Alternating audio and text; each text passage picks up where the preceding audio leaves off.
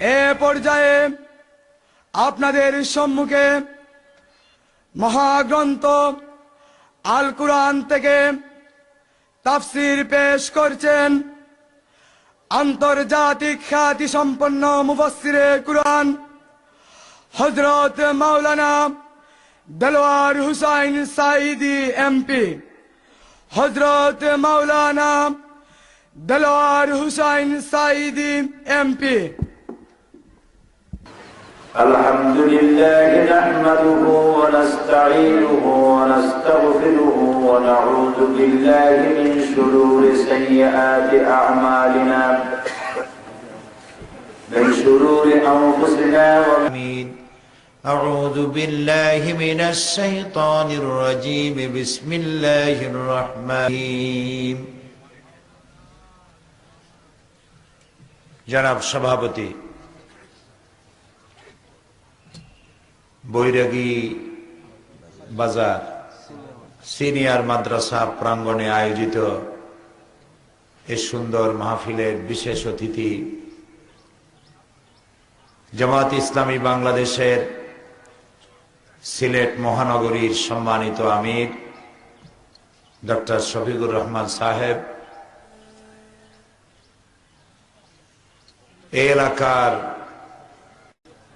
সম্মানিত ওলামায়ে কেরাম, উপস্থিত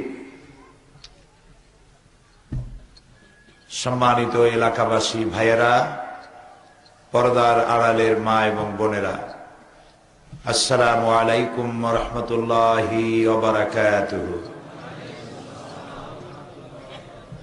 আমরা আল্লাহ রাব্বুল ইজ্জত ওয়াল জালাল তার দরবারে শুকরিয়া আদায় করি যে দিনের এই দ্বিপ্রহরে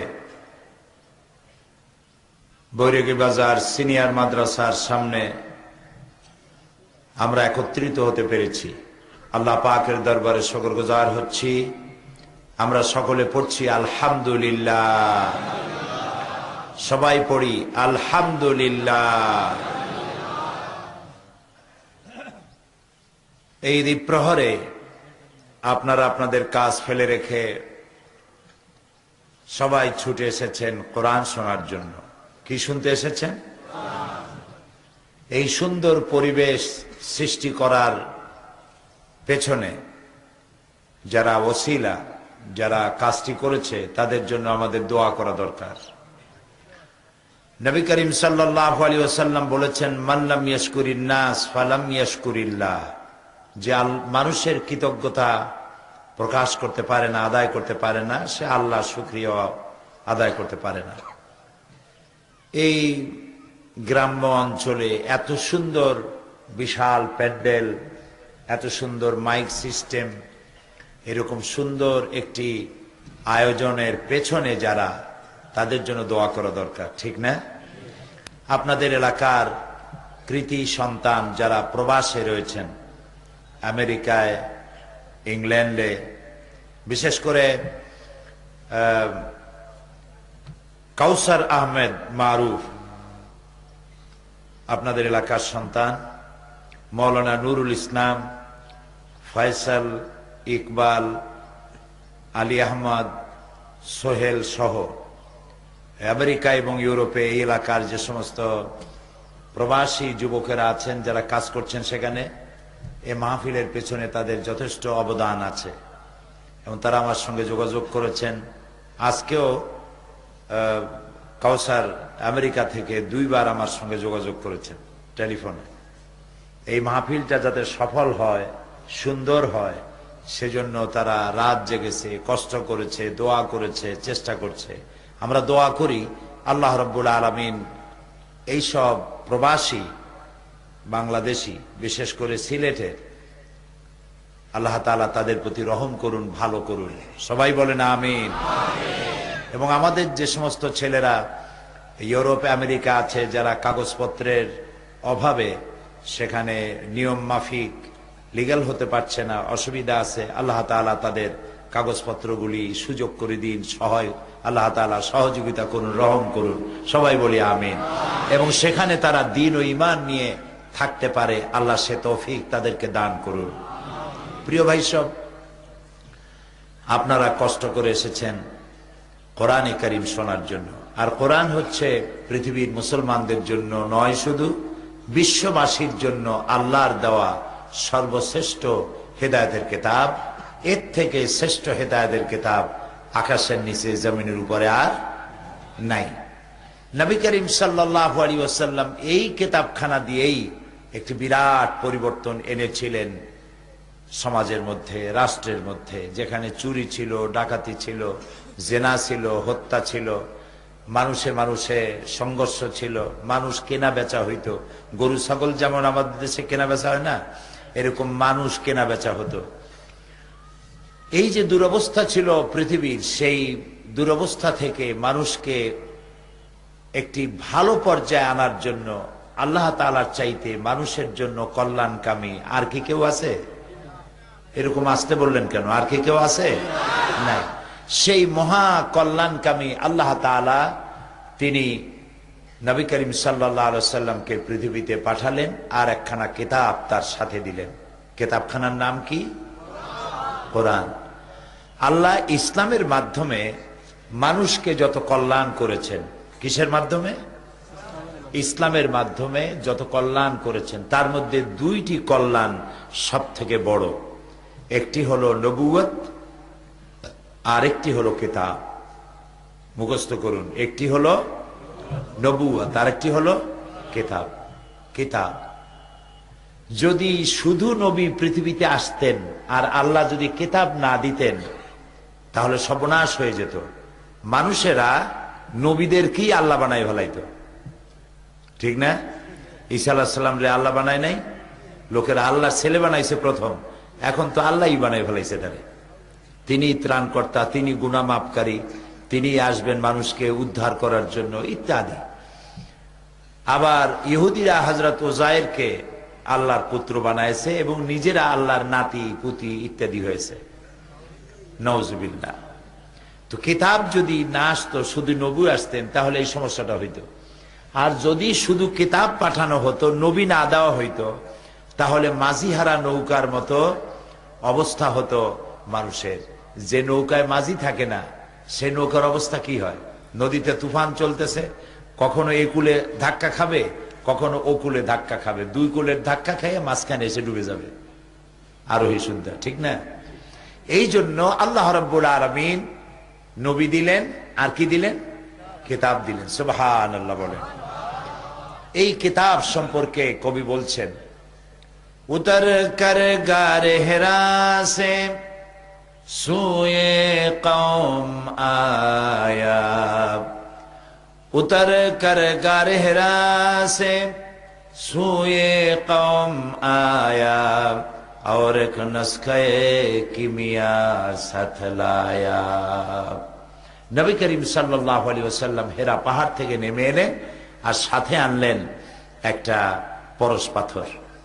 এটি এমন একটি পরশ পাথর যে তার সাথে লোহা লাগলো, লোহা সোনা হয়ে গেল, পাথর লাগলো, পাথরগুলি ডায়মন্ড হয়ে গেল।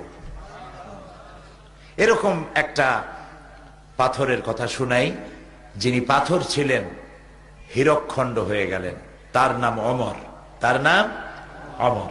যখন তিনি কাফের ছিলেন, জাহিল ছিলেন, এবং চিন্তা করুন যে কতটা জাহিল হলে পরে একজন নবীকে হত্যা করতে একটা মানুষ আসতে পারে। কতটা জাহিল, কত অজ্ঞ, কত মূর্খ, কত নাদান হলে পরে আল্লাহর নবী হত্যা করতে আসতে পারে, চিন্তা করতে পারেন?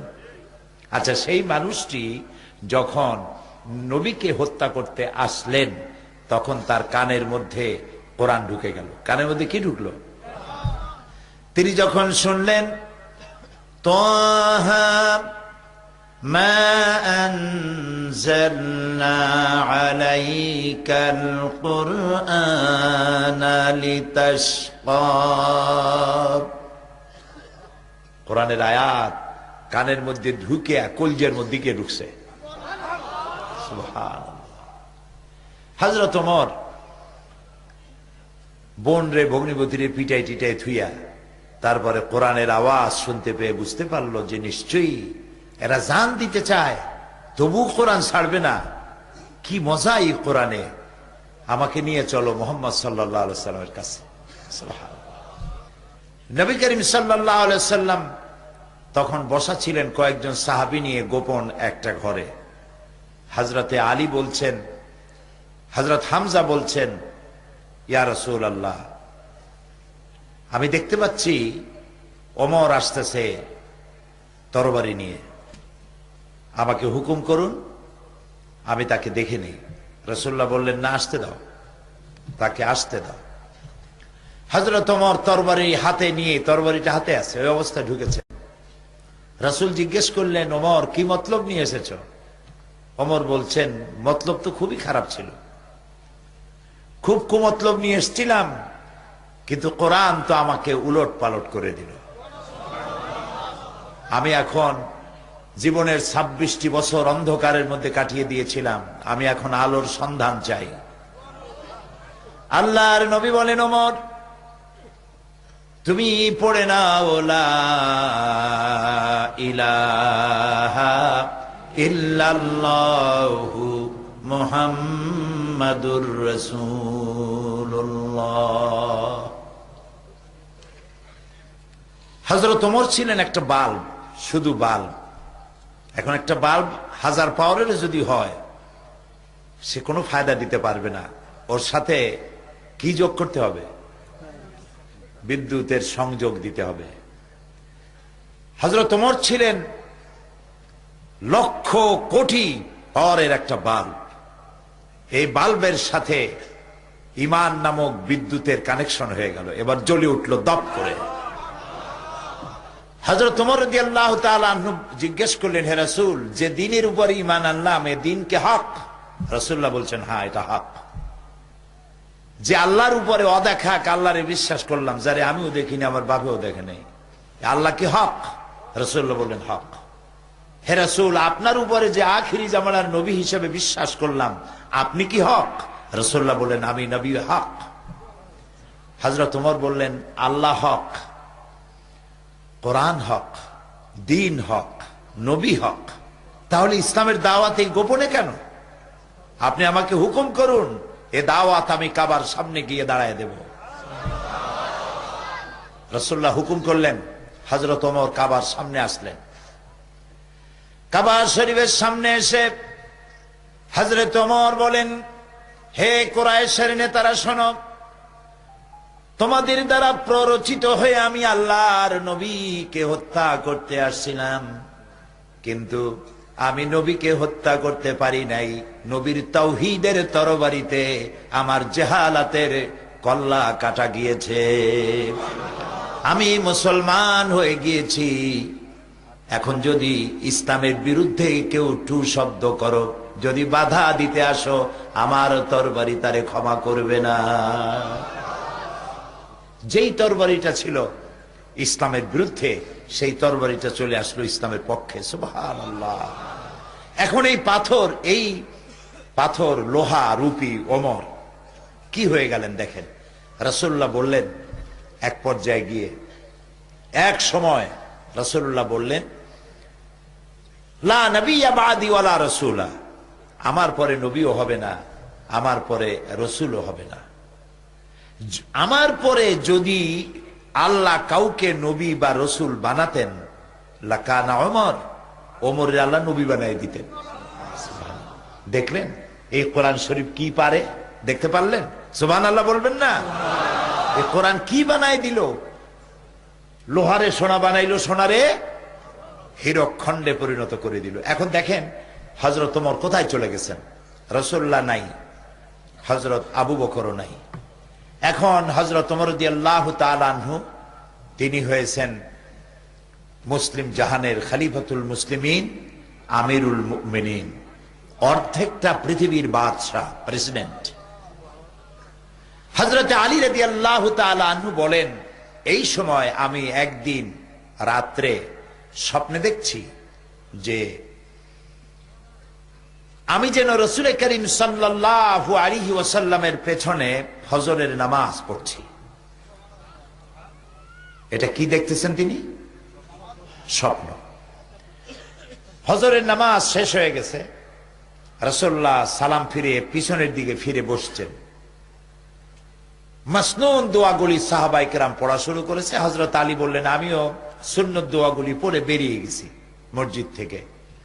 যেই না বেরোলাম তখন দেখি মসজিদের দরজার কাছে এক বুড়ি দাঁড়ানো, হাতে বড় একটা পাত্র খোরমা ভরা।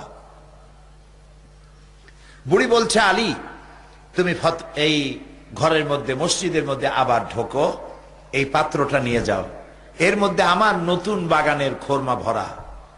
হযরত ওমরকে বলো, রাসূলুল্লাহকে বলো, তিনি যেন নিজে খান এবং সাহাবায়ে কেরামদের মধ্যে ভাগ করে দেন, তাহলে আমার বাগানে খোরমায় বরকত হবে। হযরত আলী রাদিয়াল্লাহু তাআলা আনহু মসজিদের মধ্যে ঢুকলেন এবং রাসূলুল্লাহকে পাত্রটা দিলেন। রাসূলুল্লাহ পাত্রটা হাতে নিয়ে একটা খোরমা হযরত আলীর মুখের মধ্যে দিয়ে দিলেন। হযরত আলী খোরমাটা চিবোচ্ছেন, এমন সময় ফজরের আজান হয়ে গেল, ঘুম ভেঙে গেল। হযরত আলীর ঘুম ভাঙছে ঠিকই, কিন্তু রসুলের হাতের দেওয়া খোরমার স্বাদ হযরত আলীর মুখের মধ্যে তখনও ছিল। তিনি উজু করে মসজিদের নববীর মধ্যে চলে গেলেন। যে দেখছেন হযরত ওমর ইমামতির জায়গায় দাঁড়ানো। ইকামত হয়ে গেল, নামাজ শেষ। হযরত ওমর পিছনে ফিরে বসছেন। হযরত আলী রাদিয়াল্লাহু তাআলা আনহু তিনি সুন্নত দোয়াগুলি পড়ে মসজিদ থেকে বেরিয়েছেন। গেটের সামনে গিয়ে দেখেন এক বুড়ি দাঁড়ানো, হাতে এক পাত্র খোরমা। এখন কি স্বপ্ন না বাস্তব? এখন এটা বাস্তব। বুড়ি বলছেন, ওমর, হে আলী, এই খোরমাগুলি নিয়ে যাও, আমার নতুন বাগানের খোরমা, নিয়ে হযরত ওমরকে দাও, তিনি নিজে খাবেন আর রাসূলুল্লাহর সাহাবীদের মধ্যে ভাগ করে দেবেন, তাহলে আমার খোরমার বাগানে বরকত হবে।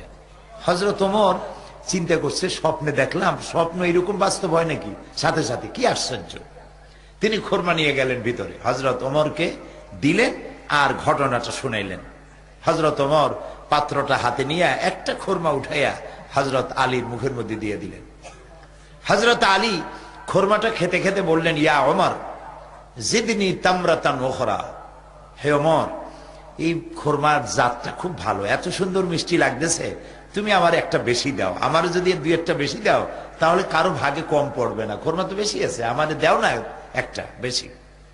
হযরত ওমর বলছেন, ইয়া আলী, লাউ আন্না রাসূলুল্লাহ সাল্লাল্লাহু আলাইহি ওয়াসাল্লাম যাদাক লাজিদনাক। হে আলী, স্বপ্নের ভিতরে রাসূলুল্লাহ যদি তোমারে একটার বেশি খোরমা দিতেন, আমিও তোমারে একটার বেশি খোরমা দিতাম। হযরত আলী চোখ গেছে এত বড় হয়ে, কয় কি? হযরত আলী বলছেন, ইয়া ওমর, আহিয়া রুইয়া রাইতাহা আম হিয়া গায়বুন আমিত্তালাত আলাইহি। হে ওমর, এটা কি তুমি আমার মতো স্বপ্নে দেখছো, না গায়ব থেকে তোমাকে জানানো হয়েছে? তুমি জানলা কেমনে যে রাসূলুল্লাহ আমারে একটা খোরমা দিছিলেন? হযরতে ওমর বলছেন, ইয়া আলী, ওয়াল্লাহি মা হিয়া রুইয়া ওয়ালা গায়ব। হে আলী, আল্লাহর কসম, এটা স্বপ্নও নয়, আমি তোমার মতো স্বপ্নেও দেখি নাই, আর গায়েব থেকেও আমাকে এটা জানানো হয়নি। ওয়ালাকিন্নাল মুমিনা ইযা আখলাসা কলবাহু ইয়ারা বিনুরিল্লাহ। আসল কথা হচ্ছে, একজন আল্লাহর বান্দা যখন আল্লাহর জন্য হয়ে যায়, একজন আল্লাহর গোলাম যখন আল্লাহর জন্য নিবেদিত হয়ে যায়, তখন আল্লাহর সাহায্যই সে দেখতে পায়। সুবহানাল্লাহ। এবার চিন্তা করুন, হযরত ওমর কোথায় ছিল, কোরআন তাকে কোথায় উঠায় দিল। সুবহানাল্লাহ বলবেন না? এই জন্য কোরআনের সাথে যদি কেউ আদব রক্ষা করে, কোরআনকে সম্মান করে, কোরআন অনুযায়ী জীবন চালায়, আল্লাহ তাআলা, সে যদি জিরো থাকে আল্লাহ তারে হিরো বানায় দেন। সুবহানাল্লাহ। আর যদি কোনো হিরো কোরআনের সাথে বেয়াদবি করে, তাহলে আল্লাহ তাআলা তাকে হিরোরে কি বানায়? শূন্যের কোটায় পৌঁছায় দেয়। দুনিয়ায় কোনো নাম থাকে না, কামও থাকে না, বদনাম, কেউ সম্মান করে না। এগুলি আমরা দেখছি, ইতিহাসেও পড়েছি, চোখেও দেখছি। প্রিয় ভাই সব, তো এই কোরআন আসলো পৃথিবীর মানুষের কল্যাণের জন্য। আলহামদুলিল্লাহ বলেন, সবাই বলেন আলহামদুলিল্লাহ। এখন এই কোরআনের বক্তব্য হচ্ছে এই, আমরা যেন খাঁটি মুসলমান হয়ে যাই। যারা আমরা ইসলাম মুসলমানের দাবি করি, আমরা যেন খাঁটি মুসলমান হই, এটাই হলো কোরআনের দাবি। আলহামদুলিল্লাহ। আল্লাহ রাব্বুল আলামিন শোনো, ইসলামের মধ্যে, সিলমের মধ্যে পরিপূর্ণভাবে দাখিল হয়ে যাও, আর শয়তানের ইত্তেবা করো না। শয়তান তোমাদের প্রকাশ্য দুশমন। আমাদের দুশমনকে শয়তান, বন্ধুকে আল্লাহ এবং তার রাসূল। বন্ধুকে বলেন আল্লাহ এবং তার রাসূল, আর শত্রুকে শয়তান। শয়তানরে যদি আপনি শত্রু বানাইতে পারেন, তাহলে আল্লাহ এবং রাসূল আমাদের জন্য কি হবেন? বন্ধু হবেন। আর আল্লাহ রাসূলের সাথে যদি নাফরমানি করেন, তাহলে শয়তান কি হবে? বন্ধু হবে। আর শয়তান যদি বন্ধু হয়, তাহলে খাসিরাত দুনিয়া ওয়াল আখিরা, যালিকা হুয়াল খুসরানুল মুবিন। আমও যাবে, সালাও যাবে, কিছুই থাকবে না। এখন আমি আপনাদের কাছে জিজ্ঞেস করতে চাই, আমরা কারে বন্ধু বানাইতে চাই, আল্লাহ রে না শয়তান রে? যারা জবাব দিলেন না, তারা কিন্তু বিপদে পড়বেন। কোন কোন প্রশ্ন আছে সাথে সাথে জবাব দিতে হয়, তা না হলে ফেরেশতারা গরম চোখে তাকায়, এর বেটা কথা কয় না কেন? কথা বুঝছেন না? ফেরেশতারা আছেন আমাদের মধ্যে, আছে। তাহলে বলেন, বন্ধু বানাবেন কারে আর শত্রু বানাবেন কারে? এখন আল্লাহরে বন্ধু বানাইতে হইলে কি কি করা লাগে, আর শয়তানরে দুশমন বানাইতে হইলে কি কি করা লাগে, সেই ব্যাখ্যাটা না জানলেই মানুষ নিজের অজান্তেই শয়তানরে বন্ধু বানাবে, আল্লাহরে দুশমন বানাবে। যেমন মানুষ আর পশু, মানুষ আর পশু, মানুষ আর পশু, এ দুইয়ের খাসলাত কি এক হওয়া উচিত? বলেন, উচিত না। কিন্তু মানুষ যদি না জানে পশুর চরিত্র কি, এটা যদি মানুষের না জানে, তাহলে সে অজান্তেই পশুর কাজ সে করে বসবে। যেমন মুসলমান আর কাফের, মুসলমান যদি না জানে ইসলাম কি আর কুফরি কি, তাহলে সওয়াবের নিয়তেই সে কুফরি করবে, শিরক করবে, বিদআত করবে। কথা কি বুঝে আসতেছে? কথা কি বোঝেন? আলহামদুলিল্লাহ। বুঝলেই ভালো, আর না বুঝলে বেড়া ছাড়া হবে, না হয় ছাড়া বেড়া হবে, ঠিক না? প্রিয় ভাই সব, আল্লাহ তাআলা বলছেন ইসলামের মধ্যে পরিপূর্ণ দাখিল হও। আমাদেরকে বলতেছে, বলেন তো কাদেরকে বলতেছে? আমাদেরকে বলতেছে। এখন আমরা তো সবাই মুসলমান এবং ইমানদার। ইমানদারদেরকে বলছেন ইসলামের মধ্যে ঢোকো। কারণ হলো এই, আল্লাহ রাব্বুল আলামিন বলেন, وَمِنَ النَّاسِ مَن يَقُولُ آمَنَّا بِاللَّهِ وَالْيَوْمِ الْآخِرِ وَمَا هُمْ بِمُؤْمِنِينَ। মানুষের মধ্যে এমন বহুত মানুষ আছে যারা বলে, লোকেদের মধ্যে এমন বহু লোক আছে যারা বলে যে আমরা আল্লাহর উপর ঈমান এনেছি, পরকালেও বিশ্বাস করেছি। আর আল্লাহ বলেন কি? ওমা হুম বিমুমিনিন, এরা মুমিন না। এগুলো কি? মুমিন না। তো আল্লাহ তাআলার উপরে ঈমান আনার পরে আল্লাহ তাআলা বলছেন এরা মুমিন না। কারণ হলো ঈমানের দাবি করে ঠিক, কিন্তু ঈমানের কাম করে না। বহুত মুসলমান এমন আছে, নামাজ পড়ে, রোজা রাখে, কিন্তু জমিনের আইল ঠেলে। অবশ্য বৈরাগী বাজারে এরকমের লোক নাই, জমিনের আইল ঠেলালো আছে, ঠেলে। নামাজ পড়ে, রোজাও রাখে, ওজনে কম দেয়। নামাজ পড়ে, রোজাও রাখে, খাদ্যে ভেজাল দেয়। নামাজ পড়ে, রোজাও রাখে, বউরে বেপর্দা রাখে। নামাজ পড়ে, রোজাও করে, হজও করে, কিন্তু মিথ্যা কথা বলে, ওয়াদা খেলাপ করে, আমানতের খেয়ানত করে। এরকম লোক আছে, আছে। তাহলে বুঝতে হবে যে ঈমানের দাবি করলে ঈমানদার হওয়া যায় না, যতক্ষণ পর্যন্ত ঈমানের শর্তগুলি পালন করা না হয়। ঈমানের শর্ত পালন করতে হবে। প্রিয় ভাই সব, আল্লাহ তাআলা বলছেন পরিপূর্ণরূপে ইসলামের মধ্যে দাখিল হয়ে যাও। মিথ্যা কথা বলো না। মিথ্যা কথা হচ্ছে গুনার মা। মিথ্যা কথা কি? সবাই বলে গুনার মা। মিথ্যা কথা বলা কবিরা গুনাহ।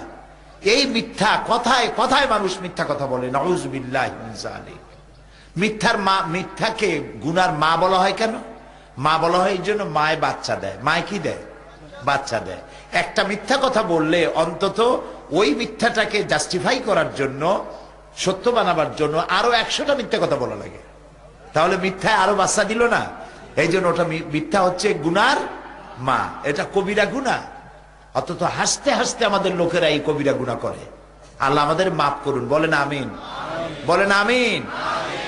জমিনের আইল ঠেলে। আচ্ছা দেখেন, নামাজ পড়তে পড়তে কপালে দাগ লাগছে, ঠিক কপালে দাগ লেগে গেছে, কিন্তু জমিনের আইল ঠেলতেছে। এই জমিনের আইল ঠেলিয়া, কতখানি ঠেলিয়া কত টাকা কামাই করবেন, কয়টা বাড়ি বানাবেন এ দিয়া? মরবেন যখন, তখন জায়গা কতটুক পাবেন? 3.5 হাত। তো এই 3.5 হাত জায়গার মধ্যে সকলকেই যাইতে হবে। মাটি আপনি খাইতে পারবেন না, মাটি আপনারে খাবে। এটা সত্য কিনা? আর মানুষের চাওয়ার কোনো শেষ নাই, খালি খাইতে চায়, আরো চাই, আরো চাই।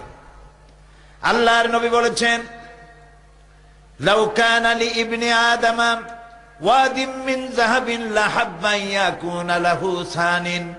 আল্লাহর নবী বলেন, আদম সন্তানকে যদি একটি মাঠ ভরে স্বর্ণ দেওয়া হয়, সে বলবে আমাকে যদি আরো একটা মাঠ ভরে যদি সোনা দেওয়া হতো ভালো হতো। আল্লাহর নবী বলেন, আদম সন্তানের পেট কবরের মাটি ছাড়া কোনো জিনিস দিয়া ভরবে না। কবরের মাটি দিয়েই শুধু ভরবে। মানুষ শুধু খাই খাই খাই খাই করতেই থাকে। এই আপনার যতটুকুন দুনিয়ার সৌন্দর্য আমাদের দরকার, দুনিয়ার সৌন্দর্য দরকার, আল্লাহ শিখাই দিয়েছেন। রব্বানা আতিনা ফিদ দুনিয়া হাসানাতাও ওয়া ফিল আখিরাতি হাসানা ওয়া কিনা আযাবান নার। পড়েন আমার সাথে, রব্বানা আতিনা ফিদ দুনিয়া হাসানাতাও ওয়া ফিল আখিরাতি হাসানা ওয়া কিনা আযাবান নার।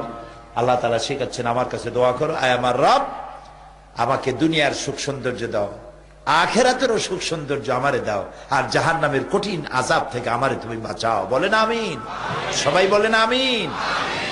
প্রিয় ভাই সব, আমি মানুষকে বুঝাইতে গিয়ে বলি, এই যে আমাদের লোকেরা যারা বিদেশে আছে, লন্ডনে আছে, আমেরিকা আছে, আমাদের দেশের অনেক লোকেরা সেখানে, কেউ কেউ, সব না, কিছু লোক আছে যারা মদের ব্যবসা করে, তারপরে সুদের কারবার করে।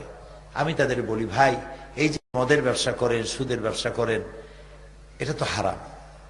এই ব্যবসাটা করা কি হারাম? কোন শরীয়ত বলবেন এটা জায়েজ আছে? তো এই যে হারাম ব্যবসাটা করে যে টাকা আপনি কামাচ্ছেন, এই কামাই তো খাইতেছে আপনার বউতে, ছেলেতে, মেয়েতে, মায় বাপে, সবাই খাইতেছে। কিন্তু আপনি পাপ কামাই করতেছেন বলে কিয়ামতের দিন আপনাকে জাহান্নামে যেতে হবে। এই পাপের ভাগ তো মায়ও নেবে না, বাপেও নেবে না। নেবে? বলেন নেবে? বউতে নেবে? ছেলে মেয়েতে নেবে? তো কষ্ট করে কামাই করবেন আপনি, সুখ ভোগ করবে সবাই, আর কিয়ামতের দিন সবটা পাপের বোঝা নিয়ে আপনি একা দোজখে যাবেন। এই কাম তো পাগলেরও করা উচিত না, ঠিক কিনা? কাজে আপনাদের সন্তান সিলেটের লোকেরাই বেশি পরিমাণ বিদেশে কাজ বাজ করেন, আলহামদুলিল্লাহ বলেন, সবাই বলেন আলহামদুলিল্লাহ। তাদের মধ্যে যারা এই ধরনের হারাম ব্যবসায় আছে বলে আপনাদের জানা আছে, তাদেরকে আপনারা বলবেন যে বাবা এই কাজ করার দরকার নাই, হালাল ব্যবসা করো। বলবেন এইটা আপনারা? বলবেন? আল্লাহ যেন তৌফিক দেন, বলেন আমিন, বলেন আমিন। আপনাদের ছেলে যদি এরকম থাকবে, বলবেন বাবা তুমি আমার সন্তান, আমি তোমার পিতা, আমি তোমাকে অনুরোধ করছি, তোমাকে হুকুম করছি, তুমি এই হারাম ব্যবসা ছেড়ে দাও, কত ভালো ভালো ব্যবসা আছে, হালাল ব্যবসা করো, এটা করো না, এটা করিয়া তুমিও দুজকে যাবা আর আমিও বিপদে পড়বো, কাজে এই কামটা করো না, নিষেধ করে দিবেন। আমাদের লোকেরা বিদেশে যারা আছে, আলহামদুলিল্লাহ, খালি যে মদের ব্যবসা করে তা না, অনেক ভালো ভালো ব্যবসাও করে, কোন আলহামদুলিল্লাহ, এবং বিরাট বিরাট কাজ করে। এই সিলেটের আপনাদের এই এলাকার, এই বিশাল এলাকার লোকেরা লন্ডন শহরে বিরাট বিরাট মসজিদ করেছে, আলহামদুলিল্লাহ বলে। আমি 1978 সনে 78-এ সর্বপ্রথম আমেরিকা সফর করি। তখন নিউ ইয়র্ক সিটিতে, নিউ ইয়র্ক স্টেটে, সিটিতে আমি মসজিদের কথা শুনেছি। তখন মসজিদ ছিল মাত্র 17টা কি 18টার মতো। এখন সেই একটা সিটিতেই 6 মসজিদ হয়ে গেছে। লন্ডন ইংল্যান্ডে আজ থেকে 150 বছর আগে মসজিদ ছিল মাত্র একটা। সেই ইংল্যান্ডে এখন মসজিদের সংখ্যা 8000 ছাড়াই গেছে। এরকম আসতে সুবহানাল্লাহ কইলেন, জোরে বলেন আলহামদুলিল্লাহ। এই সিলেটের লোকেরা করেছে। তারা যা কামাই করে, রোজগার করে, তার থেকে একটা বিরাট অংশ মাদ্রাসা মসজিদে সমানে দিতে থাকে। লন্ডনের সব থেকে বড় মসজিদ বাংলাদেশিরা করেছে, এই সিলেটের লোকেরাই করেছে, বেশিরভাগ সিলেটি। সেটা হলো ইস্ট লন্ডন মসজিদ। ইস্ট লন্ডন মসজিদ ইউরোপের সব থেকে বড় মসজিদ। 10,000 লোক মসজিদের ভেতরে নামাজ পড়তে পারে। এখন চিন্তা করেন 10,000 লোক একটা মসজিদের মধ্যে নামাজ পড়তে হলে মসজিদটা কত বড়। বাংলাদেশি টাকায় খরচ হয়েছে প্রায় 120 কোটি টাকার মতো খরচ বাংলাদেশি টাকায়। সেখানে আমি কালেকশন করেছি, অন্যরা করেছে। মসজিদে যখন টাকা চেয়েছি, মাহফিল করেছে আমাকে নিয়ে, মাহফিল করেছে। যখন টাকা চেয়েছি, মহিলারা, সিলেটি মহিলারা গলার হার, হাতের চুড়ি, কানের দুল খুলে খুলে দিয়ে দিয়েছে। পুরুষেরা কামাই করা টাকা উড়ি উজাড় করে দিয়েছে, লক্ষ লক্ষ পাউন্ড দিয়েছে। সুবহানাল্লাহ, সুবহানাল্লাহ। গির্জাগুলি মসজিদ হয়ে গিয়েছে আলহামদুলিল্লাহ, বহুত গির্জা আলহামদুলিল্লাহ। এই বিরাট কাজ প্রবাসী মুসলমানরা বিদেশে করতেছে আলহামদুলিল্লাহ বলেন। মাদ্রাসা বানাচ্ছে, অনেক মাদ্রাসা হয়েছে, অনেক মাদ্রাসা হয়েছে। কাজী এই সব ভালো কাজ যারা করতেছে তাদেরকে উৎসাহিত করা দরকার। আর যারা হারাম ব্যবসা আছে তাদেরকে, তাদের আত্মীয় স্বজন যারা আছে তাদের বলা দরকার, বাবা আমি তোমার টাকা পয়সা চাই না, তুমি আল্লাহর রাস্তে হালাল ব্যবসা করো। ঠিক বললাম ভাই? এই কাজটি সকলের করা দরকার। প্রিয় ভাই সব, আল্লাহ তাআলা বলছেন উদখুলু ফিস-সিলমি কাফা, পরিপূর্ণভাবে ইসলামের মধ্যে দাখিল হয়ে যাও। বহু মুসলমান আছে, এই মাহফিলও আছে, থাকতে পারে নাও থাকতে পারে, ওয়াজ শোনে কিন্তু নামাজ পড়ে না, এরকম আছে। আমি মনে করি আপনাদের মধ্যে এরকম নাই, আলহামদুলিল্লাহ কর। ওয়াজ শুনতে যায় যত দূর হোক, কিন্তু নামাজ পড়ে না। তা নামাজ পড়া হলো ফরজ, ওয়াজ শোনা নফল। কোন কোন ক্ষেত্রে ফরজ, যে কিছুই জানে না তার জানার জন্য ফরজ, আর যে জানে তার জন্য নফল। তো ওয়াজ শুনতে আসলেন, নামাজ পড়লেন না। আচ্ছা আপনারা বলেন তো, শয়তান আল্লাহর হুকুম ভঙ্গ করছিল কয়টা? মাত্র একটা। আচ্ছা এবার বলেন তো, 24 ঘন্টার মধ্যে ফরজ নামাজ কয় ওয়াক্ত? 5 ওয়াক্ত নামাজের মধ্যে আল্লাহর হুকুম কয়টা? ফরজ কয়টা? 17টা। 17টা। 5 ওয়াক্ত নামাজের মধ্যে আল্লাহর 17টা হুকুম ফরজ। শয়তান সারা জীবনে আল্লাহর হুকুম লঙ্ঘন করেছে মাত্র একটি। আর যে ব্যক্তি নামাজ পড়ে না, সে দৈনিক দৈনিক আল্লাহর 17টা হুকুম ভঙ্গ করে। শয়তান বেনামাজিরি দেখিয়া দূরের থেকে সেলুট মারে, বলে বাবা তুমি আমার বাপ না, তুমি আমার দাদা। শয়তানে কয় যে আমি মাত্র একটা হুকুম লঙ্ঘন করে শয়তান হয়ে গেছি আর সারা জীবনে, আর তুমি দৈনিক আল্লাহর 17টা হুকুম ভঙ্গ করো, তুমি তো আমার দাদার চাইতেও বড়। কাজে তোমার উপরে আল্লাহর গজব হইতে পারে, এই জন্য আমি তোমার থেকে দূরে থাকবো। শয়তান বেনামাজির কাছে যায় না। ট্রাকের পিছনে দেখছেন লেখা আছে বিপদমুক্ত দূরত্ব বজায় রেখে চলুন। শয়তান বেনামাজি থেকে বিপদমুক্ত দূরত্ব বজায় রেখে চলে। কোন সময় গজব নাজিল হয় তার ঠিক নেই। প্রিয় ভাই সব, নামাজ আল্লাহ ফরজ করেছিলেন কয় ওয়াক্ত? না, জি আপনি ঠিক কইছেন, 50 ওয়াক্ত নামাজ আল্লাহ ফরজ করেছিলেন। মুসা আলাইহিস সালাম বললেন, আল্লাহ আপনারে কি উপহার দিল? তিনি বললেন, আল্লাহ 50 ওয়াক্ত নামাজ দিচ্ছে। কয় যে সর্বনাশ হয়ে গেছে, সর্বনাশ হয়ে গেছে। আপনার উম্মত 50 ওয়াক্ত নামাজ পড়তে পারবে না, আপনি কমান, আল্লাহরে কন, আল্লাহ কমাই দিক। তারপরে 40 হইল, 30 হইল, এরপরে হইল 5। মুসা আলাইহিস সালাম বলেন, এবার কত? কয় যে 5। কয় যে এও পারবে না উম্মতের, এও কষ্ট হবে, আপনি কমাই আনেন। নবী করিম সাল্লাল্লাহু আলাইহি ওয়াসাল্লাম বললেন, আল্লাহ দিছিলেন আমারে 50, আর আপনি খালি কমান কমান করতে করতে 50 5-এ আনছেন। আমি এখন আল্লাহর সামনে দাঁড়াইতে পারবো না, আমার শরম হয়, আমি কেমনে বলবো যে আরো কমান? আল্লাহ রাব্বুল আলামিন বলেন, ও আমার নবী, আমি আপনার উম্মতের জন্য 50 ওয়াক্ত নামাজকে ফরজ করেছিলাম, আপনার দাবি অনুযায়ী 5 ওয়াক্ত আমি ফরজ করে দিলাম, কিন্তু আমি তো বলেছি 50 ওয়াক্ত। যেই সব বান্দারা 5 ওয়াক্ত নামাজ আদায় করবে, ফরজ নামাজ 5 ওয়াক্ত ঠিকভাবে আদায় করবে, 50 ওয়াক্তেরই সওয়াব আমি আল্লাহ তাদেরকে দিয়ে দেব। তাহলে যে ব্যক্তি 5 ওয়াক্ত নামাজ পড়ছে সে 50 ওয়াক্ত গেইন করতেছে। সুবহানাল্লাহ বলে। 5 ওয়াক্ত যে পড়তেছে সে 50 ওয়াক্ত গেইন করতেছে, লাভ করতেছে। আর যে পড়তেছে না সে 50 ওয়াক্ত তো শেষ করতেছে, আরো শয়তানের কাতারে নিজেকে দাঁড় করাচ্ছে। বলেন নাউজুবিল্লাহ। আল্লাহর নবী বলেছেন, মান তারাকা সালাতান মুতাআম্মিদান ফাকাদ কাফারা। ইচ্ছে করে যে নামাজ ছেড়ে দিল কাফের হয়ে গেল। বলেন নাউজুবিল্লাহ। সবাই বলেন নাউজুবিল্লাহ। ইচ্ছে করে নামাজ ছেড়ে দিল তো কাফের হয়ে গেল। প্রিয় ভাই সব, লা দীনা লিমান লা সালাতা লাহু।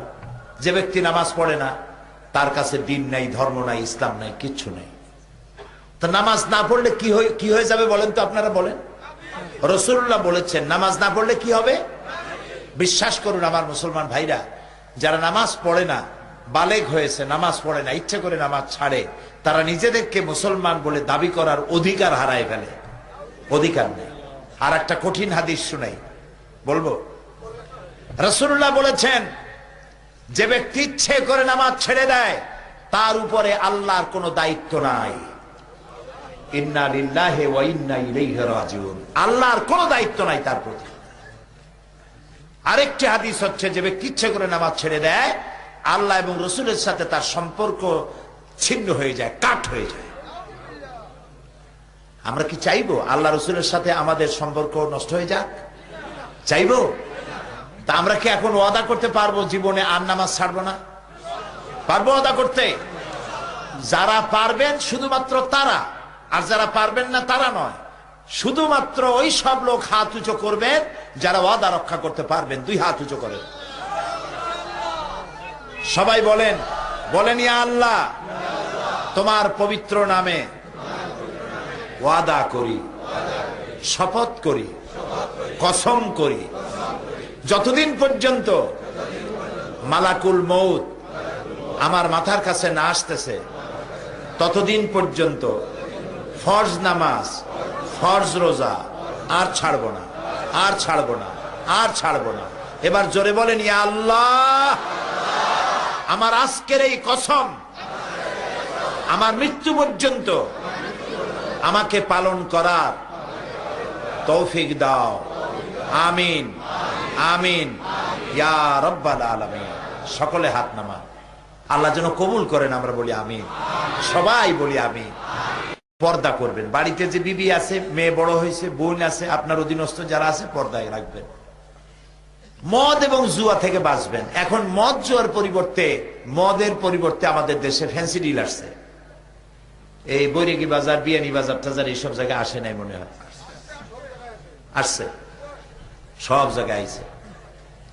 এখন খিতা খরবায় চতুর্দিকে ফ্যান্সি ডিল, মদ আসিয়া ঢুকে পড়ছে। এখন করবেন কি? উপায় কি? উপায় হলো, এগুলো বুড়ো মানুষে খায় না। বুড়ো মানুষে খায় খুব কম, খায় না বললেই চলে। এগুলি যুবকরাই বেশি খায়।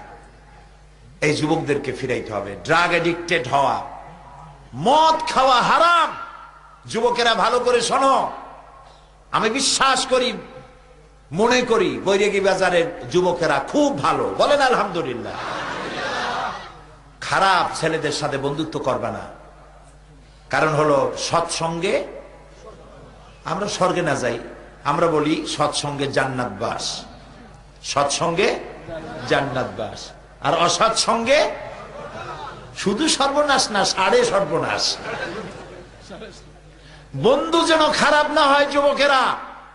তোমার বন্ধু যদি সিনেমা খোর হয়, মদ খোর হয়, জুয়ারি হয়, তোমারে একদিন না একদিন জুয়া খেলায়, মদের আড্ডায়, জেনার আড্ডায় ঢুকাইয়া ছাড়বেই। আর তোমার বন্ধু যদি নামাজি হয়, আজ হোক কাল হোক, হাতে ধরে হোক পায়ে ধরিয়ে হোক, তোমার একদিন মসজিদে ঢুকাবে। সুবহানাল্লাহ, সুবহানাল্লাহ। এই জন্য বন্ধু বানাইতে ভুল করবা না যুবকেরা। ভালো ভালো ছেলেদের সাথে বন্ধুত্ব করবে। আজকে বলবে যে দেখো একটু ফেন্সিডিল খাইলে কি হয়, মাপসায় নেবে আল্লাহর কাছে, পরে একটু টেস্ট করে দেখো, ভালো ঘুম হবে। নিজের রাজা রাজা, নায়ক নায়ক, জি একটা জ্যাকসন জ্যাকসন ভাব হবে। খাইয়ে দেখো, 2 ফুটা খাও, একদিন খালি কি হবে। শয়তানে কিন্তু এরকম বলে, ওই যেমন ডায়াবেটিস রোগীদের সামনে রসগোল্লা দিয়ে কয় হুজুর একটু খান, একদিন খাইলে কি হবে। তো রসগোল্লাটা খাইলো, তারপরে যখন চা আনে কয় যে আমি ডায়াবেটিস রুগী, এই চায়ের মধ্যে চিনি দিয়ে না, খাইছি কিন্তু রসগোল্লা। শয়তান বুদ্ধি কত আয়, ওর সাথে পারবেন না, তো এর সাথে পারবেন না বুদ্ধি করিয়া। সেই জন্য আল্লাহর কাছে সাহায্য চাইতে হবে। আউযু বিল্লাহি মিনাশ শাইতানির রাজিম। যুবকেরা, তোমার যে বন্ধু তোমাকে ফেন্সিডিল খেতে বলবে, গান শুনতে বলবে, সিনেমায় যেতে বলবে, তুমি মনে করবে এটা বন্ধু নয়, এটা বন্ধুরূপী শয়তান। এটা বন্ধু নয়, এটা বন্ধুরূপী, জোরে বলো, শয়তান। আর যে বন্ধু তোমারে বলবে চলো ভাই নামাজে রক্ত হয়েছে, এতক্ষণ তো গল্প করলাম, এতক্ষণ তো খেলাধুলা করলাম, আজান হয়ে গেছে, চলো ভাই নামাজ পড়ে আসি, তারপর আবার খেলবো নে, তুমি মনে করবে এটা বন্ধু না, এটা ফেরেশতা। সুবহানাল্লাহ। এই জন্য বন্ধুত্ব করতে হবে ভালো ছেলেপেলের সাথে। আর মুরব্বীদের বলবো, গভর্নমেন্টের আইন আছে, সবার জ্ঞাতার্থে বলছি, ফেন্সিডিল, জুয়া, মদ এগুলি নিষিদ্ধ। এগুলি কোথাও যদি কেউ খায় দেখতে পারেন, পুলিশে ধরিয়ে দিবেন, পুলিশে আচ্ছা তরে মেহমানদারি করে দেবে থানায় নিয়ে। পারবেন ধরাই দিতে? আপনার নিজের ছেলেও যদি। আর আমাদের বাংলাদেশ আলহামদুলিল্লাহ পৃথিবীর অন্যতম ভালো দেশ, আলহামদুলিল্লাহ কর। এখানে এমন বাপও আছে নিজের মদখোর, ফেন্সিডিল খোর ছেলেকে পুলিশের হাতে উঠাই দিয়েছে, সন্ত্রাসী ছেলেকে ধরে পুলিশের হাতে উঠাই দিয়েছে, এরকম বাপ মা আছে, আলহামদুলিল্লাহ কর, আলহামদুলিল্লাহ কর। নারায়ণগঞ্জের একটা সন্ত্রাসীকে মেরেছে র্যাব। র্যাবের নাম শুনলেও এখন লুজ মোশন শুরু হয়ে যায় সন্ত্রাসীদের। এত বড় মারাত্মক সন্ত্রাসী, আমি তো চিন্তাও করতে পারি না যে অন্তত মায় না কান্দে পারে। সেই লোকটার নাম আমার মনে নাই, টেলিভিশনে ছবি দেখছি, যারে মারা হলো ওর নাম জানি কি। সেইটার লাশের কাছে গিয়ে তার মা থুতু ফেলেছে, তার বউতে তার ছেলেরা লাশের উপরে থুতু ফেলেছে, এবং তারা বলেছে যে শয়তান মরেছে, র্যাবের হায়াত দারাজ করুক আল্লাহ, এ শয়তান মরছে, ভালো করছে, শয়তান রে মারছে। প্রিয় ভাই সব, যুবকেরা, এই রকমের জীবন যাপন করে লাভ কি? যে গ্রামের লোকেরা তোমারে দেখলে ভয় পায়, মেয়েগুলি কলিজা ধরফর করতে থাকে, আল্লাহ ওই মন্টুর সাথে যেন দেখা না হয় রাস্তায়। এই নামগুলিও কিন্তু আজকাল খুব খারাপ রাখতেছে। আমি কি ঠিক বলছি কিনা? মুসলমান ছেলের নাম রাখি মন্টু, বল্টু, সেন্টু, আকাশ, বাতাস, অক্সিজেন। কোন এগুলি একটা নাম হইল? আপনি নিজেই সর্বনাশ করছেন। এই নামের ছেলে মেয়ে জীবনেও ভালো হবে না, লিখে রাখেন ডায়েরিতে। আপনি নাম যদি খারাপ রাখছেন, এ ছেলে জিন্দিগিতে ভালো হবে না। আপনি কি শুনেছেন কোথাও এই যে এত মাজার আছে না বাংলাদেশে, কত মাজার আছে না, কোন জায়গায় দেখছেন হযরত মন্টু রহমতুল্লাহ আলাইহির মাজার? অথবা এখন আপনাদের সামনে বক্তব্য রাখবেন মুফাসসিরে কোরআন হযরত মাওলানা সেন্টু সাহেব। জিন্দিগিতে মানুষ মন্টু, সেন্টু, বল্টু, ওপি, কপি এই জাতীয় যত নাম রাখবেন, গুন্ডা হবে, মাস্তান হবে, শয়তান হবে, জেনাকার হবে, একটাও ভালো হবে না। এই জন্য নাম রাখবেন ভালো ভালো নাম, মনে থাকবে, ভালো ভালো নাম রাখবেন। ভালো নাম, আরবি নাম, এগুলি আলেমদের কাছ থেকে জিজ্ঞাসা করে নিতে হবে কি নাম রাখবেন। তারপরে যুবকদেরকে বলতে চাই, যুবকেরা ভালো হয়ে চলতে হবে, চরিত্রবান হতে হবে, এমন জীবন যাপন করবে যাতে করে মেয়েরা তোমাকে দেখে ভয় না পায়, সেজন্য মনে করে তুমি তার ভাই। এবং তুমি অন্যের মেয়েকে দেখলে মনে করবা ওটা আমার মা অথবা আমার মায়ের পেটের বোন, তাহলে চোখটা খারাপ হবে না। তুমি যদি মরো, মৃত্যুর তো এইভাবে গ্যারান্টি নাই যে বুড়াগুলি আগে মরবে আর যুবকেরা দাড়ি না পাকা পর্যন্ত মরবে না, এরকম হবে নাকি? হবে। বৈশাখ মাসের ঝড় যখন আসে তখন কি খালি পাকা আম পড়ে না গুটিয়ামও পড়ে? গুটিয়ামারও বেশি পড়ে। কথা কি বুঝে, মাথায় ঢোকে? কাজে এই কথা চিন্তা করার কোনো কারণ নাই। এই জন্য যুবকেরা এমন জীবন যাপন করো যাতে তুমি মরে গেলে পাড়ার লোকেরা যেন বলে আল্লাহ এত ভালো ছিল, মানুষের উপকার করতো ছেলেটা, আহারে ছেলেটা মরে গেল। এই যে কাউসার কত বড় কাজ করলো, বিরাট মাহফিলের আয়োজন করে দিল আমেরিকায় থেকে তার সাথী সঙ্গে নিয়ে। আলহামদুলিল্লাহ কর। ছেলে এরকম হওয়া উচিত যাতে পাড়া প্রতিবেশী দোয়া করে আল্লাহ এই ছেলেটার প্রতি রহম করো, ওর মায়ের প্রতিও রহম করো, এইরকম ছেলে পেটে রাখছে। আর যদি গুন্ডা হও, মাথায় এরকম বাল্লুকের মতো চুল, হাতে উল্লুকের মতো নখ, গলায় সোনার সেন, কি একখান ভাব। মানুষেরা কোনো বন্ধ নাই, শুনতে থাকেন। তারপরে মরে যাওয়ার পর লোকেরা বলবে আল্লাহ শয়তান একটা কমছে, বাইসে গেছি। এরকম বললে সেটা কি ভালো হবে? যুবকেরা বলো ভালো হবে? হবে না। আমি যুবকদের কল্যাণ কামনা করি, ইসলাম যুবকদের কল্যাণ কামনা করে, নবী করিম সাল্লাল্লাহু আলাইহি সাল্লাম যুবকদের কল্যাণ কামনা করেন, স্বয়ং আল্লাহ তাআলা যুবকদেরকে পছন্দ করেন। সুবহানাল্লাহ কোন। রাসূলুল্লাহ বলেছেন কিয়ামতের দিন আরশের নিচে, যেদিন আরশের ছায়া ছাড়া কোনো ছায়া থাকবে না, সেই দিন আরশের নিচে 7 শ্রেণীর লোকদের জায়গা করা হবে। কয় শ্রেণী? 7 শ্রেণী। ওর মধ্যে একটা হলো শাবুন নাশা ফি ইবাদাতিল্লাহ, ওই সব যুবক যারা রাত কাটাইছে আল্লাহর ইবাদতের মধ্য দিয়ে। সুবহানাল্লাহ, সুবহানাল্লাহ। তো আসতে কোন কা যুবকদের এই ফজিলত, যুবকদের এই ফজিলত শুনিয়া যারা বুড়া মানুষ তারা কি রাগ করতেছেন? আমরা তো ওই বয়স পার হয়ে আসছি, ঠিক না ভাই? এই জন্য যুবকদের উপরে আল্লাহ তাআলা বেশি খুশি।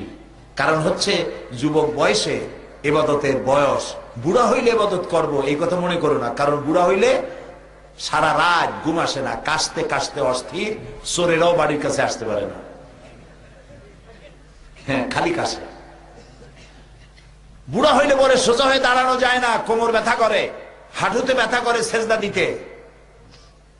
যুবক বয়স হলে ইবাদতের বয়স, লম্বা লম্বা সেজদা দাও আল্লাহরে, জোরে কোন সুবহানাল্লাহ। কারে সেজদা দিবে? আল্লাহরে। বেহেশতে যাওয়া খুব কঠিন কাজ না, খুব সহজ। হালাল খাও, হারাম খাইও না, মিথ্যা কথা বলো না, সত্য কথা বলো, ওজনে কম দিও না, খাদ্যে ভেজাল দিও না, বউরে পর্দায় রাখো, জমিনের আল ঠেলো না, হজ ফরজ হইলে হজ করে আসো, কিয়ামতে বেহেশতে চলে যাবো। সামান্য এই কিছু কাজ করলে হবে। কিন্তু এই সব আমল বাদ দিয়া, এই সব কাজ বাদ দিয়া, দাড়ি আছে, টুপি আছে, নামাজ পড়তেছি কিন্তু আকাম করতেছি, জান্নাতে যাওয়া যাবে না, জান্নাতে যাওয়া যাবে না। উদখুলু ফিস সিলমি কাফা, ইসলামের মধ্যে পরিপূর্ণভাবে দাখিল হয়ে যাও। আমরা যদি সবাই ইসলামের মধ্যে পরিপূর্ণ দাখিল হইতে পারি, আমাদেরকে কেউ মারতে পারবে না। সুবহানাল্লাহ। এই যারা আমাদেরকে সন্ত্রাসী বলে, আমি ইউরোপ আমেরিকায় বক্তৃতা করি তো, সেসব জায়গায় আল্লাহর মেহেরবানি প্রত্যেক বছর আল্লাহ নেয়। আমি বলি দেখো, আমাদের সন্ত্রাসী করে লাভ নাই, সন্ত্রাসী তোমার দেশে, আমার দেশে না। এই যে ইউরোপ আমেরিকায় বেলা 4টার সময় সব মার্কেট বন্ধ হয়ে যায়, কোনো মার্কেট খোলা থাকে না, ইমার্জেন্সি কয়েকটা ফার্মেসি ছাড়া আর কিছু খোলা থাকে না, সব বন্ধ। তা বললাম তোমরা বন্ধ করো কেন?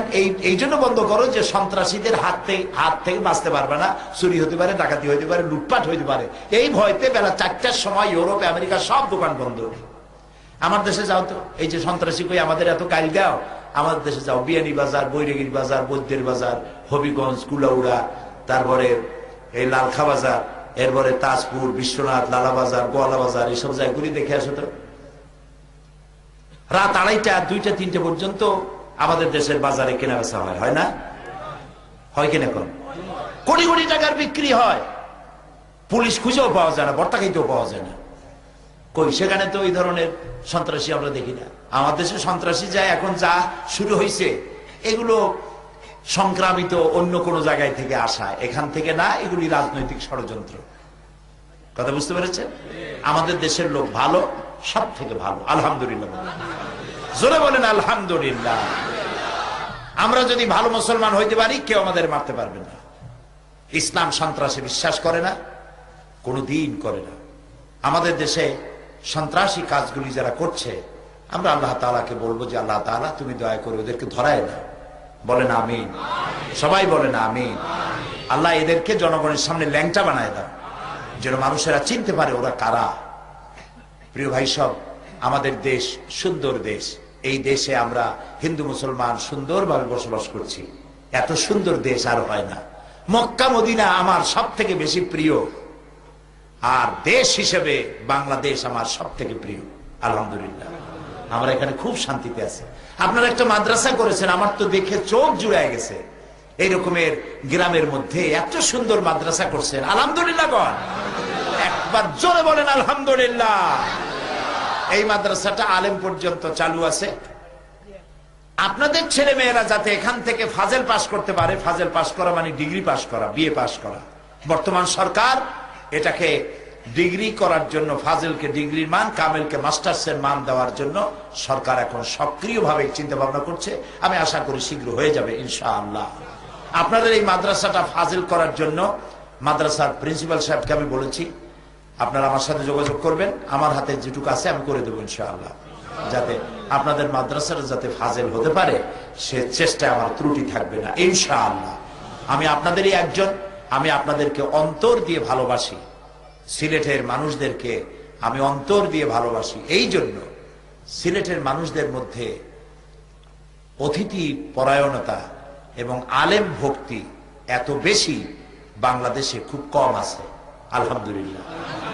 এবং এটা কেন হয়েছে সেটারও ব্যাখ্যা আমি তালাশ করেছি যে এতটা হলো কেন। এর কারণ হচ্ছে এইখানে আল্লাহ তাআলার বহু আউলিয়া কেরাম এই দেশে, এই এলাকায় চড়ে বেড়াইছেন, সফর করেছেন, আলহামদুলিল্লাহ সফর করেছেন। তাদের পদচারণা আর আলেম ওলামাও তাদের বরকতে বহুত আলেমের পয়দা হয়েছে এই সিলেটের মাটিতে। সিলেটের মাটিও ভালো, সিলেটের মানুষও ভালো, আলহামদুলিল্লাহ। বড় বড় আলেম এই ময়দানে পয়দা হয়েছে, বড় বড় ওলিউল্লাহ এই মাটিতে শুয়ে আছে, সুবহানাল্লাহ। কাজী আমরা যেন আমাদের জীবনটাকে সুন্দর করতে পারি, ভাগ্যটাকে সুন্দর করতে পারি, আল্লাহ সেই তৌফিক আমাকে হযরত শাহজালাল রাহমাতুল্লাহ আলাইহি আমাকে কিয়ামতে কিছু করতে পারবেন না। আমার কপাল আমাকে নিজেকে গড়ে নিতে হবে। কথা কি বুঝছেন? হযরত শাহজালাল তো দরকেনার, দূরের কথা। নবী করিম সাল্লাল্লাহু আলাইহি ওয়াসাল্লামকে আল্লাহ তাআলা বলেছেন, হে নবী আপনি বলেন, আহলে বাইতদেরকে বলেন যে আমি তোমাদের কোনো উপকারে আসবো না। আমি জানি না কিয়ামতে আমার সাথে আল্লাহ কি ব্যবহার করবেন, এবং আমি এও জানি না আল্লাহ তোমাদের সাথে কি ব্যবহার করবেন। কোরআন। এরপরে রাসূলুল্লাহ হযরতে ফাতেমা, হযরত আলী, হাসান, হুসাইন, আহলে বাইত সকলকে ডেকে বললেন, ও ফাতেমা, রাসূলুল্লাহর মেয়ে হিসাবে কিয়ামতে তোমার কোনো ফায়দা নাই। ও আলী, রাসূলুল্লাহর জামাই হিসাবে কিয়ামতে তোমার কোনো ফায়দা নাই। ও হাসান আর হুসাইন, কিয়ামতের দিন মুহাম্মদ সাল্লাল্লাহু আলাইহি ওয়াসাল্লামের নাতি হিসাবে তোমার কোনো ফয়সালা নাই। আমল যদি ভালো হয় জান্নাতে চলে যাবে, আমলটাই ঠিক করে নিতে হবে। কাজী কিয়ামতে নবী করিম সাল্লাল্লাহু আলাইহি ওয়াসাল্লাম যেখানে বলছেন যে আমি তোমাদের কোনো উপকারে আসবো না, আহলে বাইতকে বলবেন আমাদের জন্য উপকারে আসবেন তিনি। আল্লাহ কর্তৃক সুপারিশের দায়িত্ব তিনি পাবেন, এবং সুপারিশ যার যার জন্য আল্লাহ নির্ধারিত করবেন, তারা ছাড়া আমভাবে পাইকারি দরে সকলেই সুপারিশ প্রাপ্ত হবে, এ আশা করা দুরাশা মাত্র। এই জন্য আমাদের শরীরটাকে আমরা কি জান্নাতের দিকে নেব না জাহান্নামের দিকে নেব? সেটার জন্য দিয়েও তৈরি নয়, জাহান্নামের আগুন দিয়েও তৈরি নয়। আমল দিয়েই এই দেহটা জাহান্নামে যাবে, আর নেক আমলের কারণেই এই দেহটা জান্নাতে চলে যাবে। সুবহানাল্লাহ। ইয়া আইয়ুহাল্লাযীনা আমানু দুখুলু ফিস সিলমি কাফা, হে মুসলমানেরা আসুন ইসলামের মধ্যে পরিপূর্ণ দাখিল হয়ে যায়। এবার আমি আপনাদের জন্য, আপনাদের নিয়ে দোয়া করব। দোয়ার জন্য বসেন। দাঁড়ানো ভাইরা, দাঁড়ানো ভাইদেরকে তো এতক্ষণ বসতে বলি নাই, এবার বলছি মেহেরবানি করে বসুন। আমরা দোয়া করব যাদের মা বাপ মারা গেছে, ছেলেদের মেয়েদের পরীক্ষা শুরু হয়েছে, তাদের জন্য, সবার জন্য দোয়া হবে। দোয়ার জন্য সবাই কাছে আসেন এবং বসে পড়েন, কাছে আসেন, বসে পড়েন। আমি আপনাদেরকে বসতে বলছি, মেহেরবানি করে বসেন। আমরা আল্লাহর কাছে দোয়া করব, মোনাজাত করব। একটুখানি জিকির করেন, লা ইলাহা লা ইলাহা ইল্লাল্লাহ, লা ইলাহা ইল্লাল্লাহ, লা ইলাহা, লা ইলাহা, লা ইলাহা ইল্লাল্লাহ মুহাম্মাদুর রাসূলুল্লাহ। সুবহানাল্লাহ আলহামদুলিল্লাহ, লা ইলাহা ইল্লাল্লাহ, সুবহানাল্লাহ।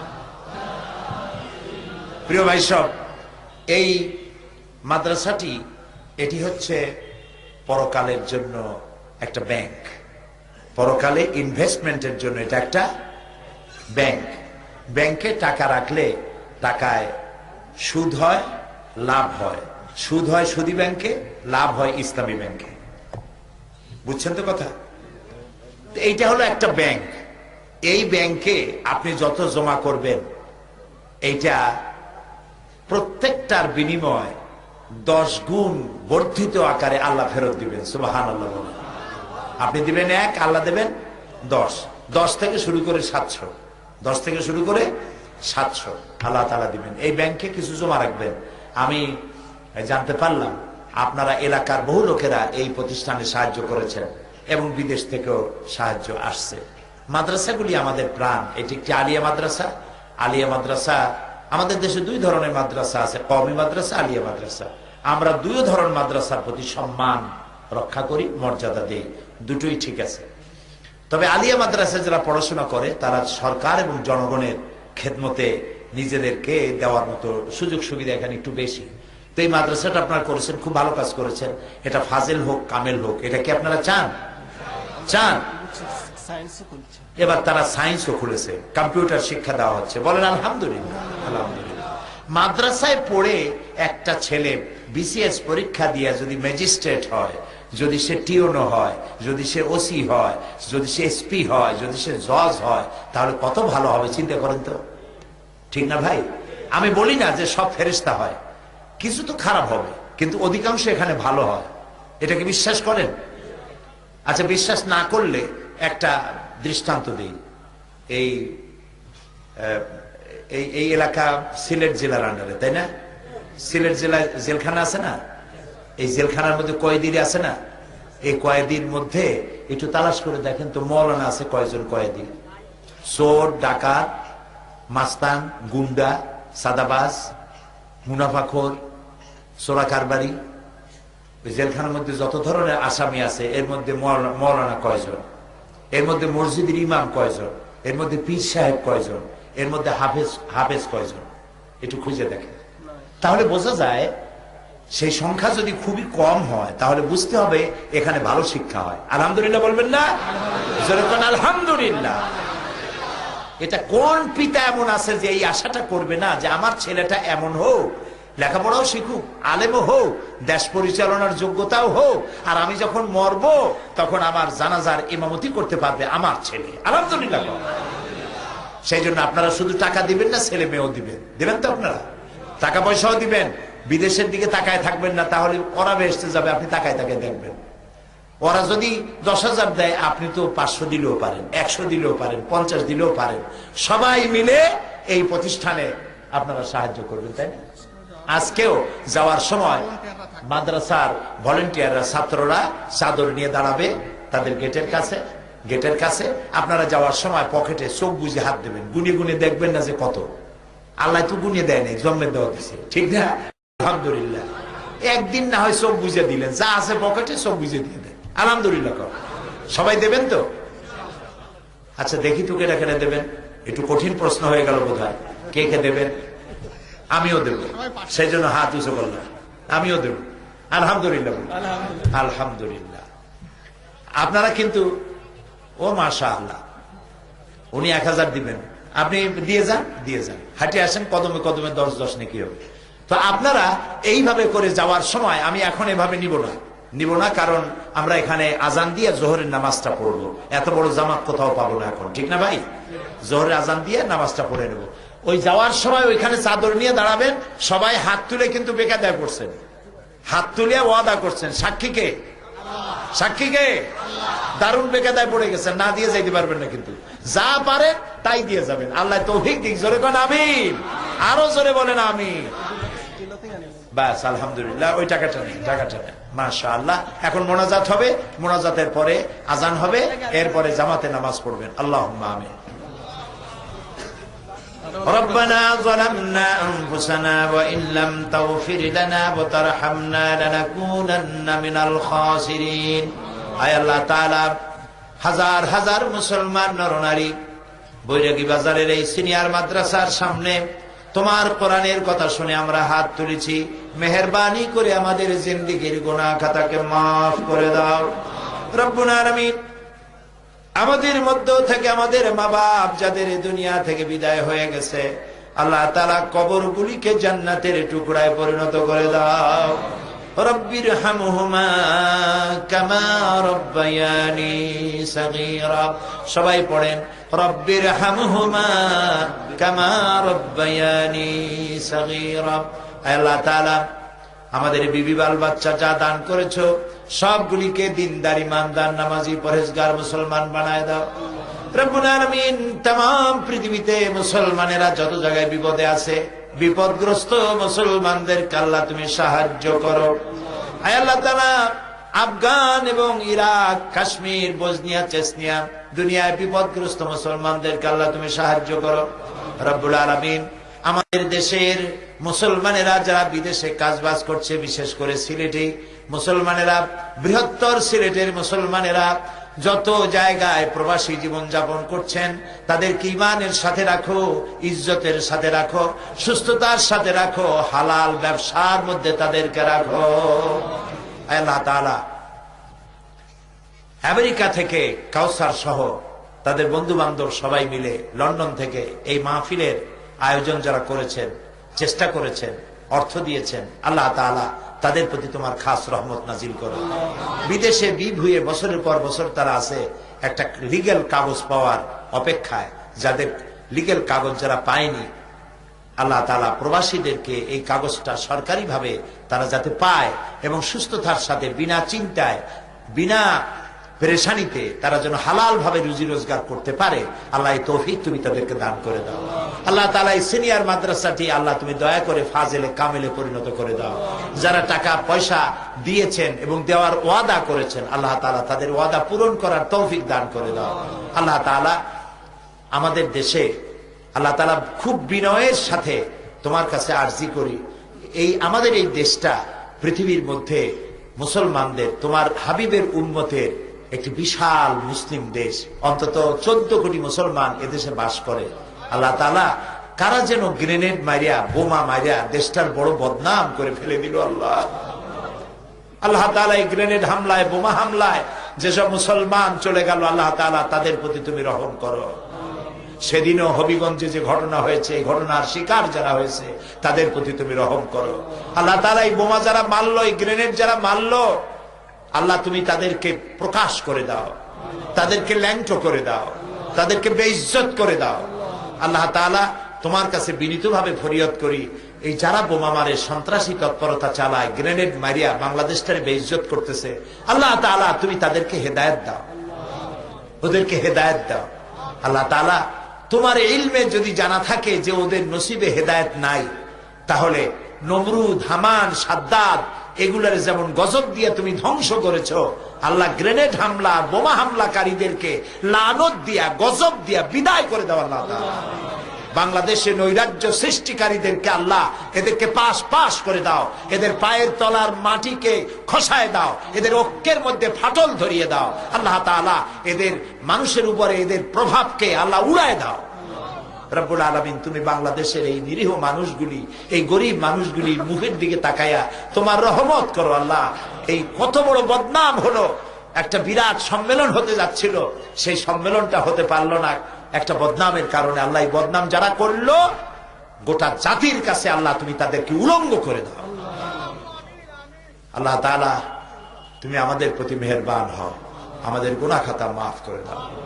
কয়েক সেকেন্ড আমি আপনাদের জন্য ছেড়ে দিলাম, আপনারা নিজেদের কথা নিজেরাই আল্লাহকে বলেন, দোয়া কবুল হবে ইনশাআল্লাহ।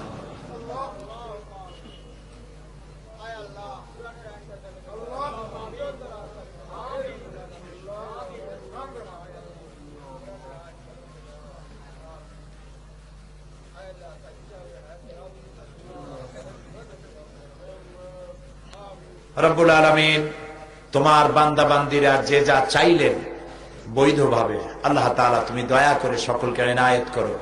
আল্লাহুম্মা লা তারুদ্দানা খাইবিন, আল্লাহ তাআলা একেবারে কিছু না দিয়ে আমাদেরকে খালি হাতে এই ময়দান থেকে ফেরত দিও না বাবা।